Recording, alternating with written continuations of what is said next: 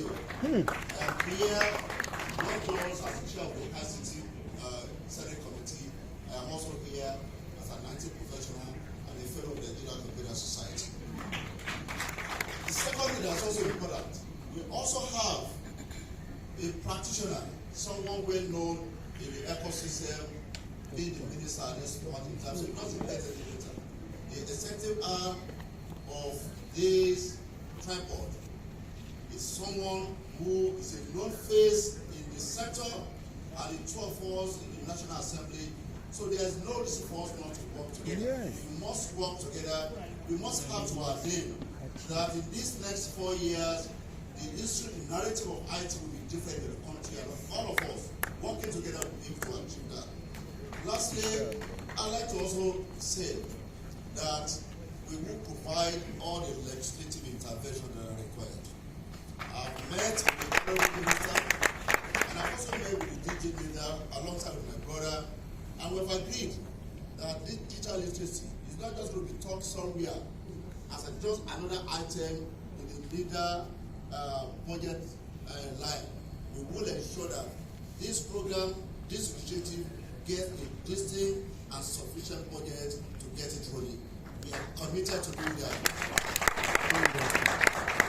Because we must begin to automate government functions. And I'm sure the Honorable Minister is also agreed on that. In 2001, when the President was Governor of Lagos State, I was a consultant on the Lagos State Global Conservation Project. The project that ensured that the revenue of the state moved from 600 billion naira to what it is today, implementing global, Oracle Financial and a number of other initiatives.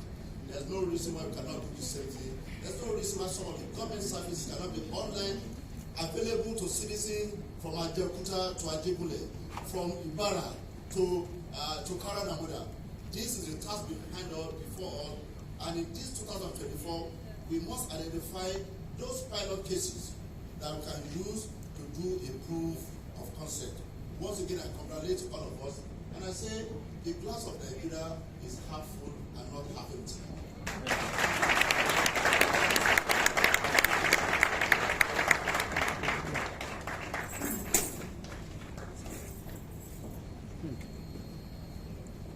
I think the legislature deserves a better round of applause for the support they have offered and have pledged to continue offering. Distinguished ladies and gentlemen, we have come to the time we have all been waiting for. And without further keeping you in suspense, may I respectfully request the pleasure of the presence.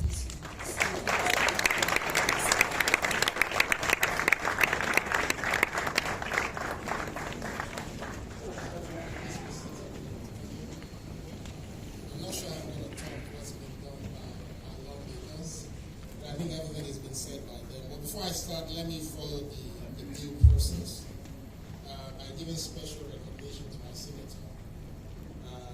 It's my brother. We're from the same place, actually. So not only do we have lawmakers who have a strong understanding of the sector, but we actually have lawmakers who are invested in good relationships to ensure that we can align our thoughts and programs as well. Senator, very warm welcome to you. Also, a very special welcome to the chair of the House Committee for ICT and Cybercrime, Honorable David Yoladine. Thank you so much for the kind words.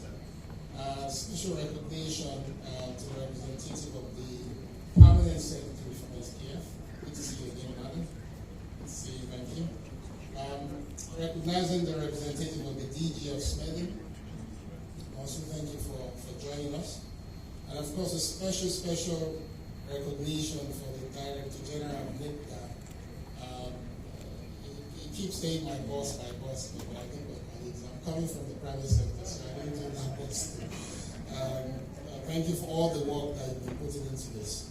Thank you to the representative of the EU, Dr. Sabir. We appreciate you for turning up and being here with us. Also for the head of the project from GIZ, Dr. Diwani as well. Thank you so much for joining us. I think everyone in the room probably understands why we're here and the importance of today. But I think what I would like to reiterate, just to have my voice, the conversations that you're going to be having here today, is how digital technology is poised and is already changing productivity across economies. We all know this. There's absolutely no nation today that can be prosperous without prioritizing the use of digital technologies. Digital technologies will change and is already changing how we farm. Digital technology is changing education, is changing transportation. Think of it, anything that you can imagine in society is being fully disrupted by digital technologies. The challenge, however, is that before now, it used to be access to technology, to infrastructure that gets in the way of our ability to make the most of this technology in the global south. But unfortunately, access to technology that drives digital technology and its application is becoming a lot more ubiquitous, which means it's becoming cheaper and accessible. As it becomes cheaper and accessible, it means that access will not be the challenge. The biggest challenge for societies like ours will become literacy, which I think is quite strange if you think about it very well. Before, we used to talk about the gap that exists between rich countries with access to internet, with access to mobile technology. But the price for these technologies is dropping significantly, which means a lot of our people will have access to it. And as they have access to it, the question would then be whether they have the knowledge to be able to use it. And if you're unsure of why digital literacy is absolutely crucial, imagine for those of us with parents who are probably 50 and above, today we're mainstreaming the use of digital banking, for instance, as one of the ways to bank. Today, many people are learning online. What will happen to these people if they don't have the knowledge and the know-how to be able to use this technology? They'll be caught out of it. And by being caught out of it, it decreases the ability of our economy to actually be strong. Because if the quality of the people in the nation is low, the complexity of the nation is going to be low, which means the product and services that people are able to consume will also be low as well. So for us to drive the prosperity that we actually want to see in our economy, it is important that people are digitally literate. By being digitally literate, it means that as the innovators help to diversify our economy, as they come up with solutions that can increase productivity, that the average person in our economy can actually participate and use this solution. For those that have been following the mandate from our president, it's been very, very clear that his agenda is to drive a Nigeria where development is inclusive. It's about developing society for all, not just for a few people. And if you're going to develop for all, if you're going to develop with technology, but most people are unable to be part of it, it will be a big challenge for society. So that's one reason why the gathering here is important. The second reason is that our world is also extremely connected today. You heard from the senator, they're on their way to Japan to discuss internet governance. There's a reason why the world is coming together to discuss internet governance, because the issues of the internet is not just for a few countries, they affect all of us. And as our world becomes more connected, it means our economies will be connected. And if our economies are connected, it means that it's important that every member of our society is able to participate in the global economy. If you're not digitally literate, it becomes harder for you to be able to participate in global economy. I think this is why the only reason I'm here and the only mandate I have for everyone in the room today is that as we go into this deliberation, it is important that we think inclusion. We cannot talk about digital literacy without thinking inclusion. And the reason why inclusion is everything we should be talking about is that the DG mentioned how 60% of our population will be or is young people under the age of 25.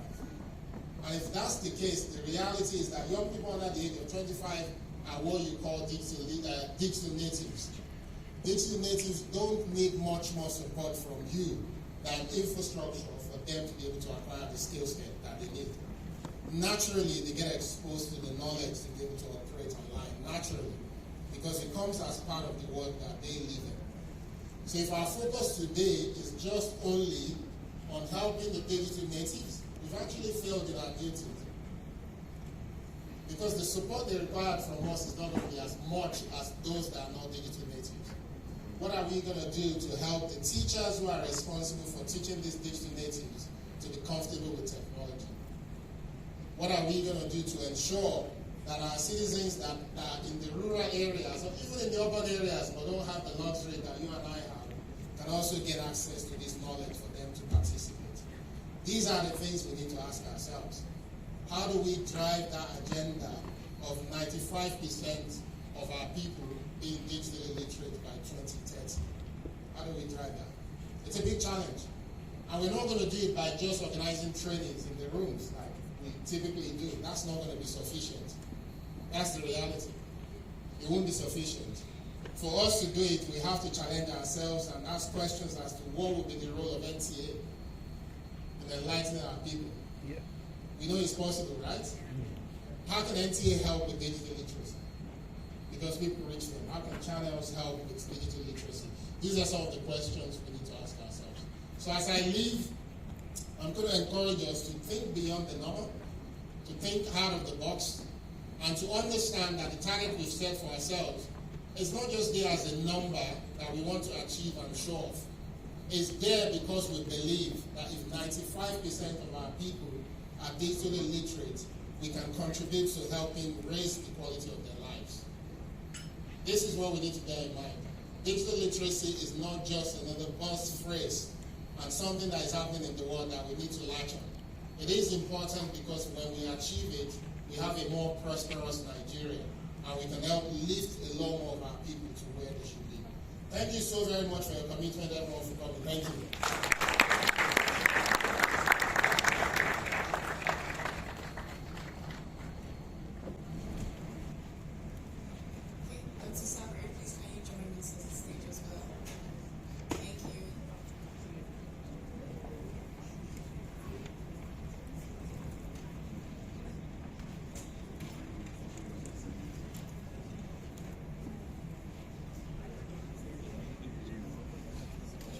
At this point, I'll just invite the DG.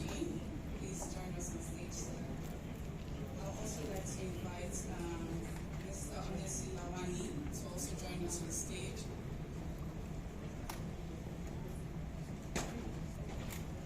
Thank you very much, sir.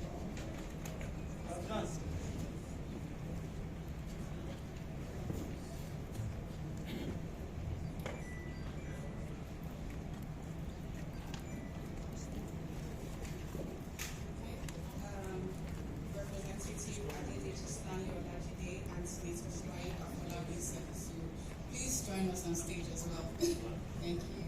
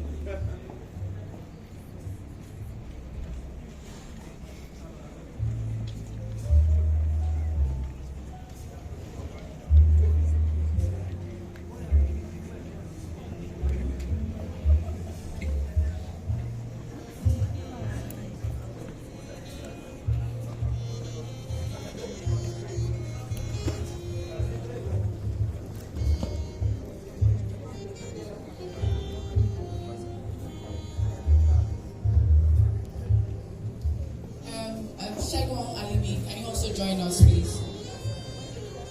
And Mr. Oswald, please join us on stage.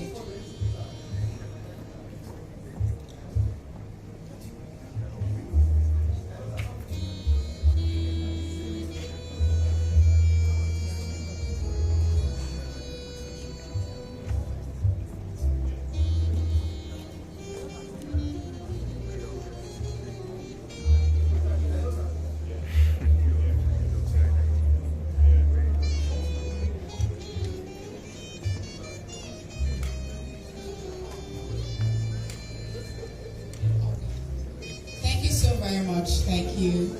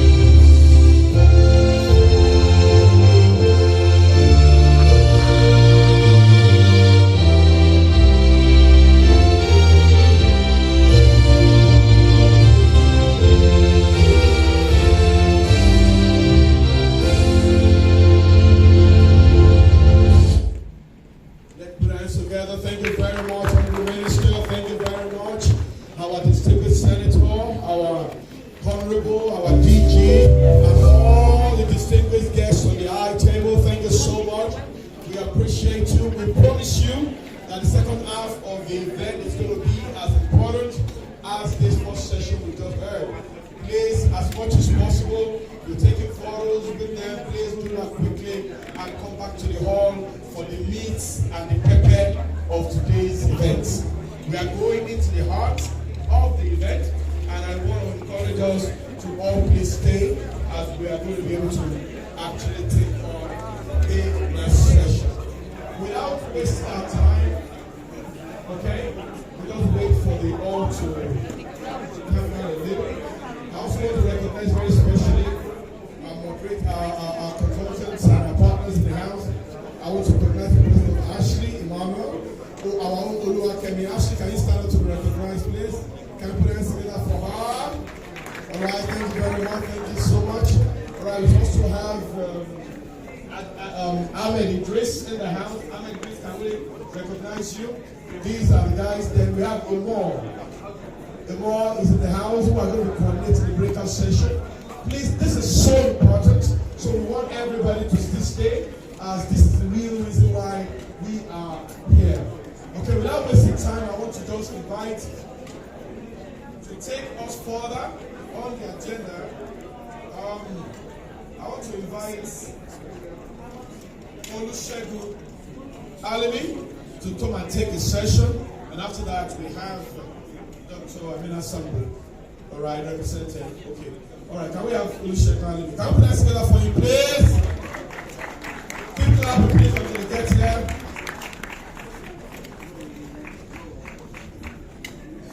All right. Greetings, everybody. Hope we are enjoying ourselves. I can't hear you. Good morning, everyone. Good morning, Good sir. morning, everyone. Good morning, sir. So we got our energy low. About our Digital Transformation Center Nigeria and our policy interventions working with NITDA. All right. Okay, fantastic. So the power of policy as an enabler for economic growth and social stability. You know, a lot of conversations have been had today. We've seen how many of us have seen the blueprints that was released by the Federal Ministry? Fantastic. You know, this slide, I prepared this slide, I would say 3 weeks ago, but it was so interesting to see the part that policy as a pillar played and will play, you know, in achieving the knowledge base, in achieving infrastructure development, in achieving innovation, entrepreneurship and capital, and in achieving successful trade between businesses.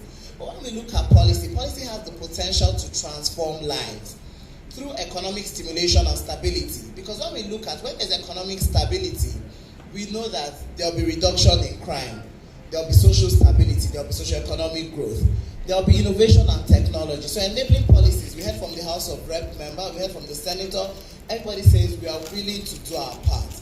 And we cannot undermine that, because that is the change we really need. We are talking of digital literacy, and digital literacy cuts across from education to workforce. Enabling policies would help really build more digital natives, more digital citizens for the nation, social welfare and inclusivity. Digital literacy will ensure that people are part of the digital economy, because we have moved to an innovation-driven economy, and for people to participate in that economy, you need to be digital literate, and policies that enable will support that. Infrastructure investment. Of course, we've learned that policy is very, very critical to drive infrastructure investment. We've read the blueprint. Even when we look at the EU Digital Economy Package, we can see that infrastructure investment is very critical to give people access. Okay. Then when we look at digital policies, so we've gone from policies generally, so we're looking at digital policies now. Digital policies have the potential to help people improve their lives and their livelihoods, moving from ideas to income. When there's the enabling environment, when we have those spaces, when we have those parks, when we have the resources, access to the knowledge, the skills that people need, they are able to transform their ideas to businesses and to income, improving their lives, their livelihoods, contributing to economic growth and development. Improve access to digital resources for people and businesses. That is what enabling digital policies will do. You have different hubs, different incentives, vouchers to help people access digital resources and be part of digital economy, and ultimately be digitally transformed. Then, of course, support and encouragement for the acquisition of digital literacy skills. We have a 70% target by 2027. Of course, everybody needs to come together. And with enabling digital policies from the House, from the Senate, from the federal government, that indeed will be reality. And from all of us coming together to do our part. Then why is it important to develop and implement digital policies in a participatory approach? First of all, inclusivity and equity. So as a program, we believe in participation. That's why when you look, if you engage with people in the room, you see we have people from the public, private, development sector, research and academia, youth corpers, because we have different people that play different roles within the policy spectrum. So it's very critical for inclusivity and equity, effectiveness and relevance of the policies. When policies are co-created, when policies are developed together, they are more relevant because they meet the needs of the people. So they are not handed down, they are not developed and shared. They are co-created and accepted. And that takes us to the next point, which is accountability and transparency. So when you are part of the policy development process, you are able to trust the process more. When you can say, oh, this is what we talked about, this is our peculiar challenge. And you say, okay, the government is accountable and they are transparent in the policies that are being curated, ultimately leading to ownership. As human beings, naturally, we tend to own things that we contribute to. It's just human nature. So when you contribute to the development of policies, it makes implementation easier. Because typically policies are developed at the federal level, but they are implemented at the subnational level. So when there's that ownership, we ensure that policies transcend documents and they move towards action. Now, I will go into what we are doing as an organization, as a program, the Digital Transformation Center in Nigeria. This is the policy intervention to which I lead the effort of digital policy and cooperation. And at working very closely with NITDA, we understand the power of policies, to give direction, to foster accountability, and to enable decision making. And how are we doing this? Through participatory formats. So we are working to develop an implementation framework, a participatory policy implementation framework, and we'll be piloting it, working on the Nigeria Startup Act and National Digital Literacy Framework to create an inclusive framework that enables implementation in a participatory approach. We are also working with NITDA to develop to upgrade the rulemaking portal, which is also going to give transparency and inclusion to the policy making process. So we're in the midst of developing that, and we'll be doing a launch sometime in the year. Moving on from that, we'll be developing a digital transformation dashboard that is hinged on the National Digital Economy Policy Strategy, looking at the 8 pillars and saying how can we foster accountability and transparency on the different pillars and the things that are happening, measuring the different activities and ensuring that the outcomes are tangible, and we can say this thing was set. For instance, I say you train 3 million people. Was it done? So between developing the digital transformation dashboard, working closely with NITDA, promoting cooperation. So part of the mandate of digital policy and cooperation intervention is promoting cooperation. All right. So in 15 minutes, I'm going to explain the NDLF for everyone to understand why it was developed, how it was developed, and to give an overview of what the framework is all about, and also to explain how this framework is going to be applied, and then look through the vision, mission, targets, objectives, and then in the final slide I will just give an overview of the task that we are going to do, but I'll leave that for Tayo to do in more details after my presentation. So in November 2019, the federal government of Nigeria launched the National Digital Economy Policy and Strategy, NDEPS, which set a target of achieving 95% digital literacy by 2030.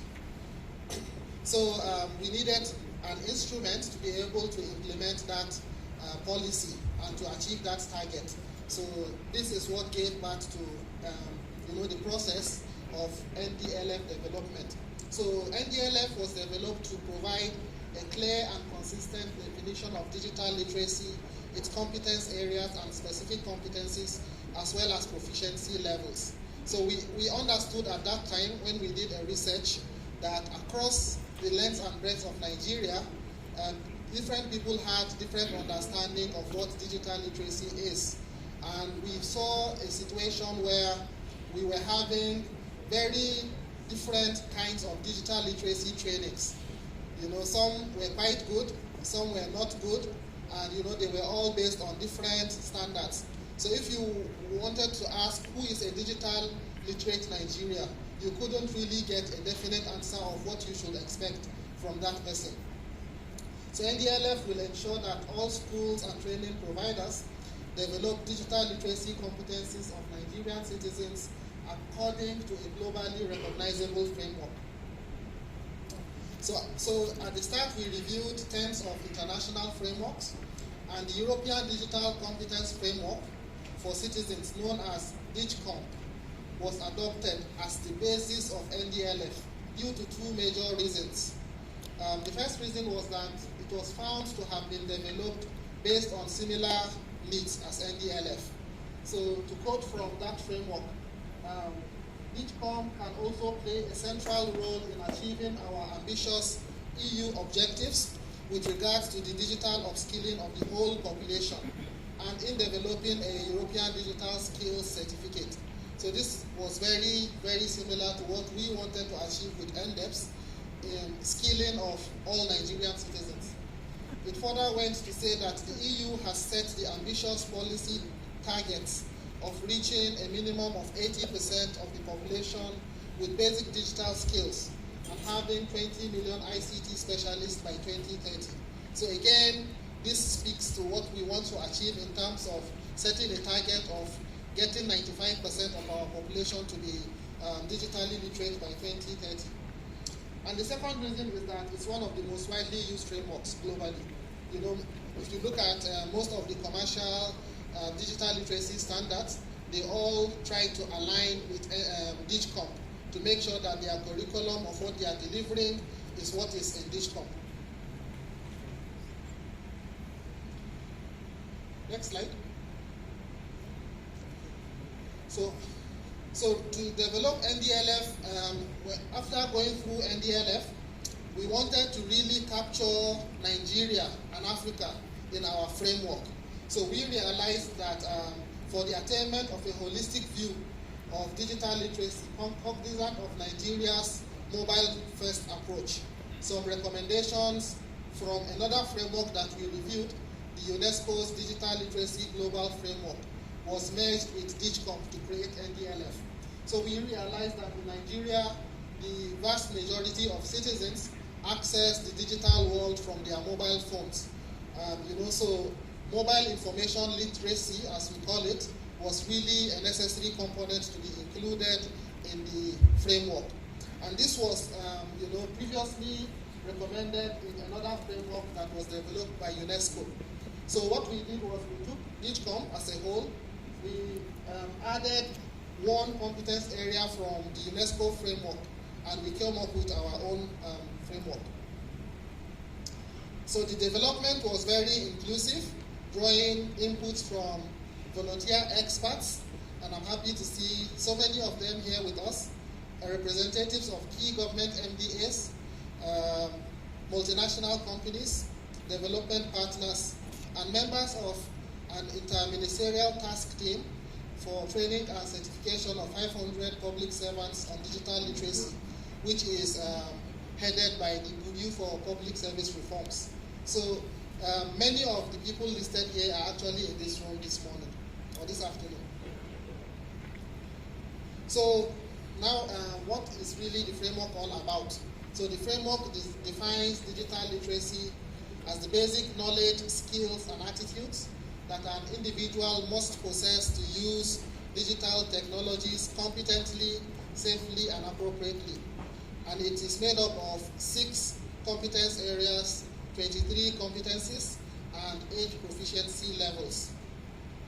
So knowledge, skills, and attitudes are highlighted because these are keywords. When we say digital skills, it is a component of digital literacy. In addition to the knowledge, that you need in terms of background knowledge about things, and also the right attitudes in terms of how to use the internet, for example, in a respectful way and in a safe way. So So the 6 competence areas are listed. They are devices and software operation, information and data literacy, communication and collaboration, digital content creation, safety, and problem solving. You know, a lot has been said about our digital natives because, you know, our young people can actually use their devices for things like Facebook, Twitter, you know, and similar things. But they also need, you know, to be very well grilled in terms of, for example, how to use these technologies for work, information and data literacy, how to use this for communication and collaboration, and also how to create this digital content that they mostly consume, and also how to use these digital technologies safely without you know, causing harm to themselves or to their environments, and also how to solve some basic problems when they are using these digital technologies. So according to NDLF, these are the competencies that are required for every Nigerian to have. So for a person to be digitally literate, he or she must have all of those competencies, but at different proficiency levels. So we have 4 categories: foundation, intermediate, advanced, and highly specialized. So again, each of these can be broken down into 2 sub-levels, which makes the 8 proficiency levels. So for example, so we have 3 domains that are used to explain what each proficiency level actually means. So for example, you know, for foundation level, the kinds of things that individuals should be able to do are simple tasks. And they should be able to do this task with guidance. And in terms of cognitive domain, they should be able to remember what to do without necessarily understanding why they are doing it or how to change how that thing is done, you know.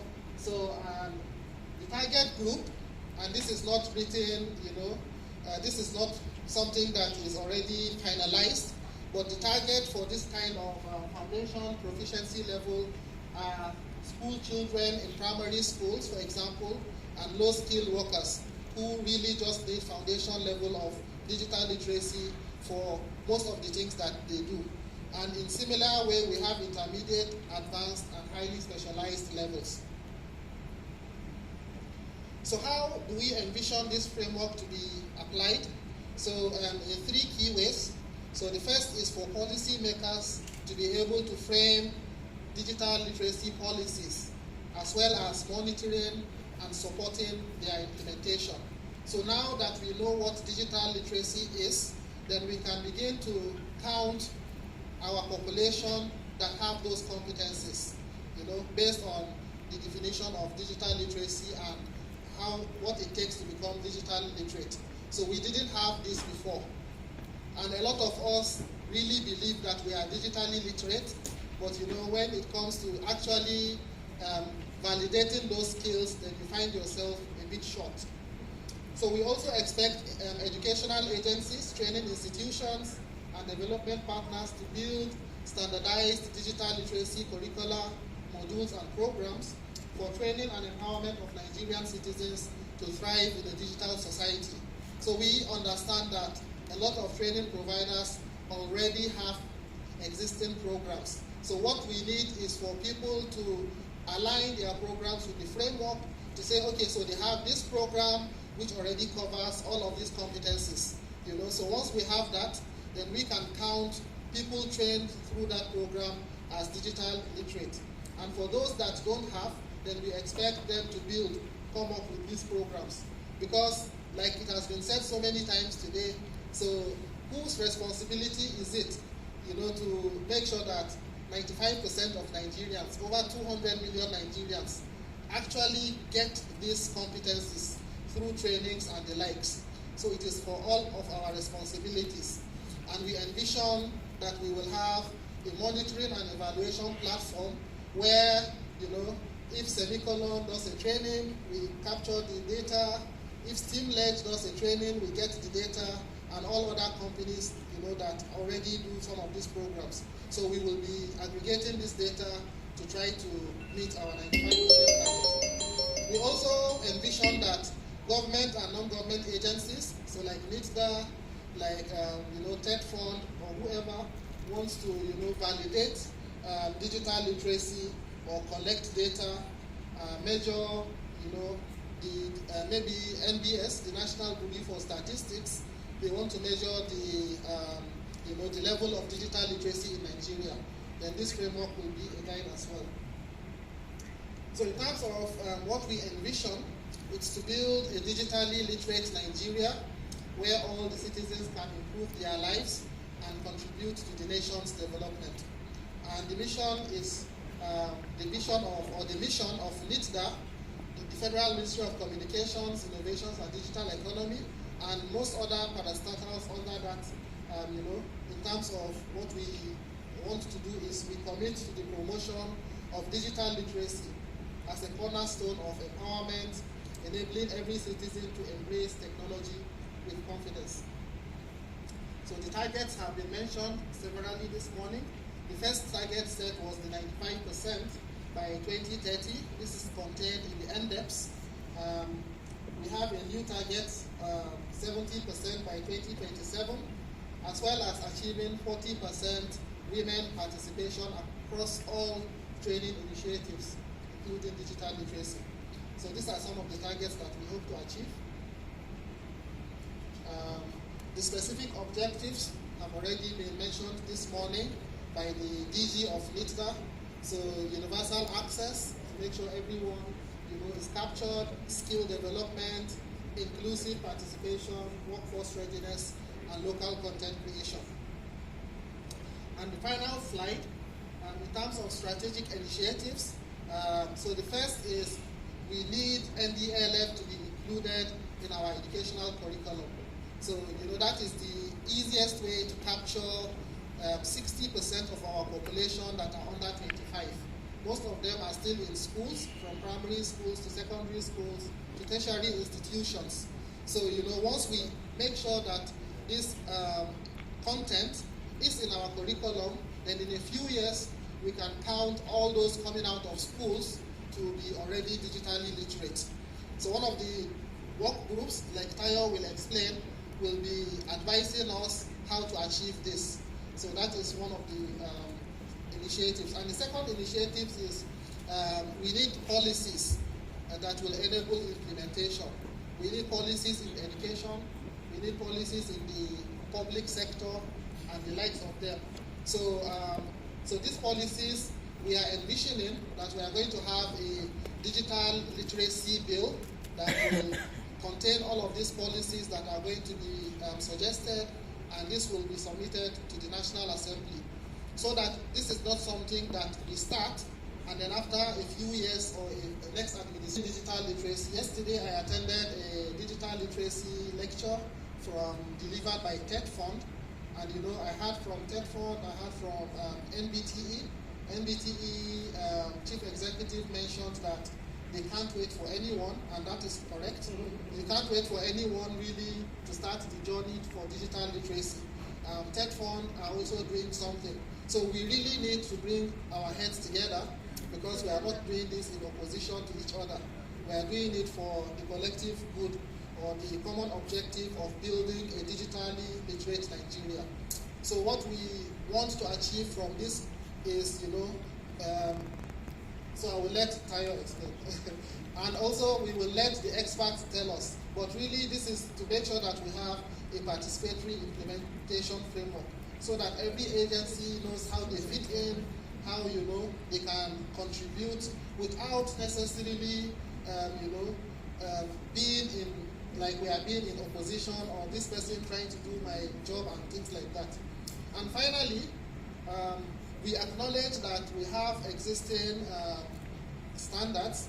So a standard basically means a training content, assessment and certification platform, where you can validate skills of someone who has already been trained.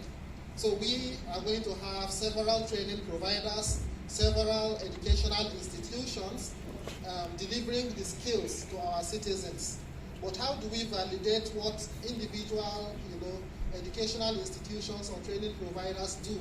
So we need to have a sort of a validation, a certification sort of, to say that you can be trained by anyone, but after your training, let's test and see if you really have those skills.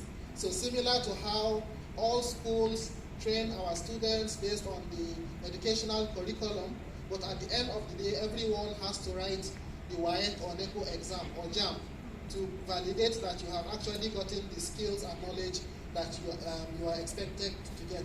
So we envision that we need to develop or create a Nigeria standard for NDLF implementation.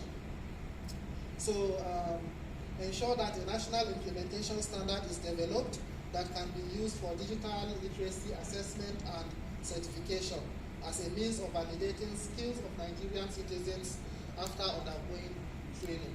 So this basically covers what we have in the hard copy of the framework. So some of the strategic initiatives there have been, sort of combined to create this for what we are going to be doing today.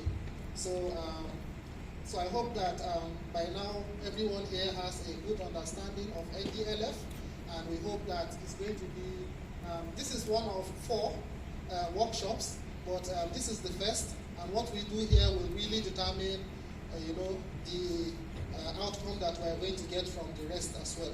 So thank you so much for listening.